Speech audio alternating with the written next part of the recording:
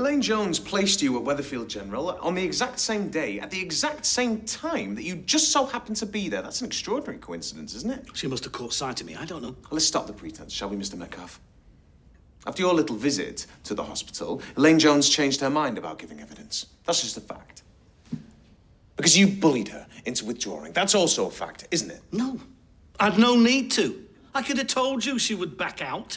She always was flaky. Used to change her mind on a sixpence. Drove me doolally. Yes, we've heard all about that from your ex-wife and from Yasmeen Metcalfe.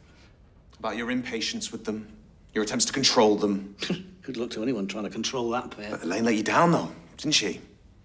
Agreeing to give evidence after you'd ordered her not to. Well, you had to put a stop to that, didn't you? No. Now, she has vividly described your efforts to intimidate her at the hospital to this court. We have all just watched your ham-fisted attempt to disguise that intimidation. Going to the hospital was an enormous risk, but you had to take it, didn't you? Because you couldn't bear the thought that Elaine Jones might dare defy you. Is that not right? No. And you can stand there saying it till you're blue in the face, but won't make it so. You enjoy frightening women, don't you, Mr. Metcalfe? Gives you a sense of power and validation, because you are a weak man and it's the only way that you can feel strong. Is that not right? You can't say that to me. I am the victim here. Yet everything we have heard in this courtroom over the last 2 days says otherwise. It says that for months now, the real victim here is that woman sat in the dock. Does it not? Oh, give over, will you? Oh, she'd love you to believe that, but she's playing you like a two-bob banjo, just like she did me. Let me put you straight. I did my best for her and the other one. Tried to turn them into something to be proud of, but they would not have it. Oh, they always knew better. Strong women tend to have opinions, Mr. Metcalfe. But you couldn't endure that, could you? So you had to break them down. But you knew it would take time. Because you've learned the lesson of the boiling frog well. Boiling frog? What are you talking about, man? You place a frog in scalding hot water and it'll just hop out. You place a frog in tepid water and you turn up the heat.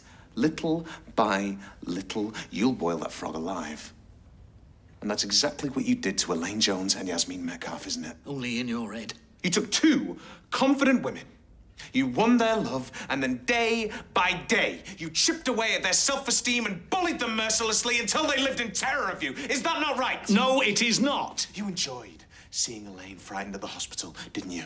Just as you enjoyed tormenting Yasmeen with the bread knife on the night that you were injured. Is that not right? No. You took sadistic pleasure in seeing your wife on her knees, pleading, begging, broken. The independence of mind and spirit that you so despised, fully drained out of her by your actions. You finally thought you'd beaten her, didn't you? She was beaten before we started. She beat her flaming self. She really thought she was something. But let me tell you something, sunshine. She was nothing from the off. Useless. In the kitchen, in the bedroom. That's why her first husband was knocking off her best mate for years. Couldn't wait to get away because he was so miserable at home with his so-called wife.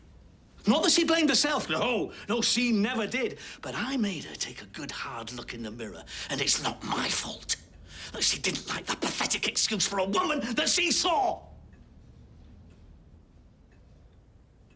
No more questions, Your Honor.